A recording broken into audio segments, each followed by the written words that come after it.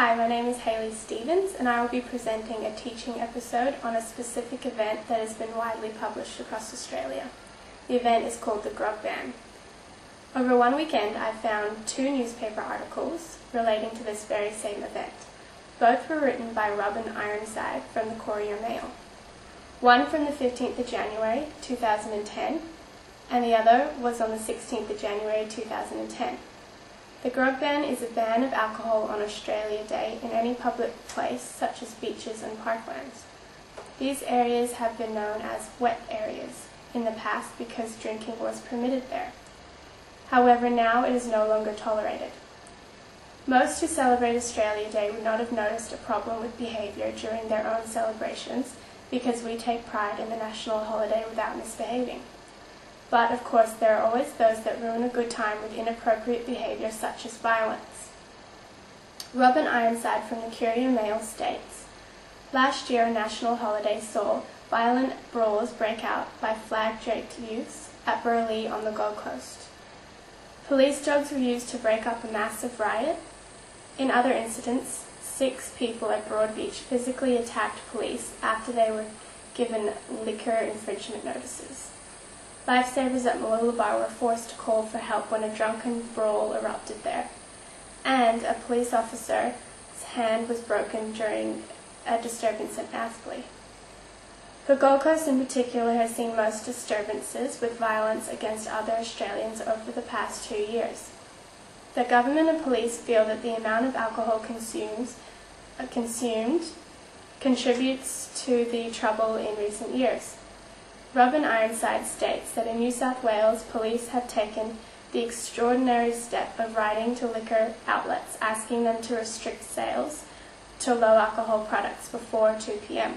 on Australia Day to reduce binge drinking and antisocial behaviour. The reasoning for this grog ban on Australia Day is an attempt to avoid a repeat of previous years where violence and rioting has occurred. Robin continues and states that the Queensland Police Union has branded the behaviour on Australia Day worse than New Year's Eve. Australia Day should be a day of celebrations, but instead, Union General President Ian Levers feels that in recent years Australia Day has been seen by some people as an excuse to set records for alcohol consumption and poor behaviour. New Year's Eve celebrations generate more alcohol consumption than on Australia Day, so I find it hard to believe that alcohol is the direct reason for this misbehaviour. Of course, it would be a contributing factor to fuel the tension. Further research on this topic reveals that the Australia Day riots and violence could be racially motivated riots and mob violence. As described in the Brisbane Times by Stephanie Dorwick, Australia Day is the single public holiday that pushes us to consider how our collective national identity is evolving, and more crucially, what each of us is contributing to it. Between people of varying ages, social classes, cultures, and religions, even between people living in comfort in cities or struggling in inner-city poverty or ravaged rural areas, the differences may be so great as to describe a different country and nationality. Australia Day is a celebration of the colonisation of Australia that began in 1788. The first settlers invaded Australia while Aboriginals were living here. They stole their land, killed at will, and took over this country. Why is it that violence continues to fall on this of all days?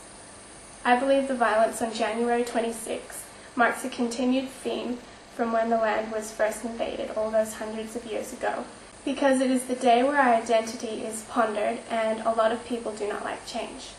Australia Day is meant to celebrate diversity and tolerance in Australian society by embracing multicultural Australia, including all ethnic backgrounds, racial differences, and political viewpoints. Stephanie Dorwick states that racist outbursts make it clear that changes in population and culture are frightening for some. A common reaction to such fears is defensiveness and bigotry. And a common reaction to bigotry is contempt and derision. Neither set of reactions is helpful. It is fair that the grog ban has to occur at all if the reasoning regarding all of the violence and rioting is stemmed from the difference within our society. These tough new rules to restrict the sale of alcohol will penalise the honest and fair people of Australia that do not drink in public places, causing havoc. Instead of applying penalties for misbehaviour and limiting our cause for celebration, education should be in place to stop the violence and rioting before it occurs. What can help to mediate difference and dominance of the Australia Day grog ban are first-hand insights into the commonalities that allow differences in background and experience to be taught about more generously. Dorwick feels that our best chance for contributing to an Australia that we can wholeheartedly celebrate comes from thinking about national identity, far less in terms of racial and cultural origins, and far more in terms of the traits and qualities on which we also pride ourselves. These include generosity, respect, neighbourliness, reinforcedness, and above all, kindness. These aspects need to be a part of a set curriculum for primary-age students. They bring people together rather than dividing them. Teachers are expected to teach these attributes either by influence or example. However, they should not only be expected, but maintained by rewarding good behaviour. Just as respect and kindness towards others are not reinforced, neither are rewards for good behaviour. Perhaps all teachers should follow, at least loosely, the same model of teaching so that rewards, consequences, and expectations are all similar. This will ensure that when students leave primary school, they will all have similar attitudes towards behaviour. I would recommend that all teachers use the Cantor model of teaching because it is essentially about positive feedback to students who obey class rules, rewarding good behaviour. As well as how to behave correctly by respecting one another, students should all learn about Australian history. From a young age, all Australians should learn in schools about Aboriginals, as they were the first people on our land. History before 1788 needs to be explained, along with the truth about what really happened once Australia was invaded. Students should learn to respect the Australian multicultural society from a young age by getting involved in celebrations and learning to appreciate the new Australian culture that is made up of such a diverse mix of cultures. This will enable a collective understanding of belonging, which will be the foundation of respect and positive attitude of our country's differences. Australia Day has become a community day. If people are taught at a young age about our history, the real history of Australia, meaning before the first fleet arrived in 1788, and if these same students are taught generosity, respect, neighbourliness, reinforcedness, and above all kindness, then perhaps the violence and all the riots will end on January 26th, and the grog ban could then be cancelled.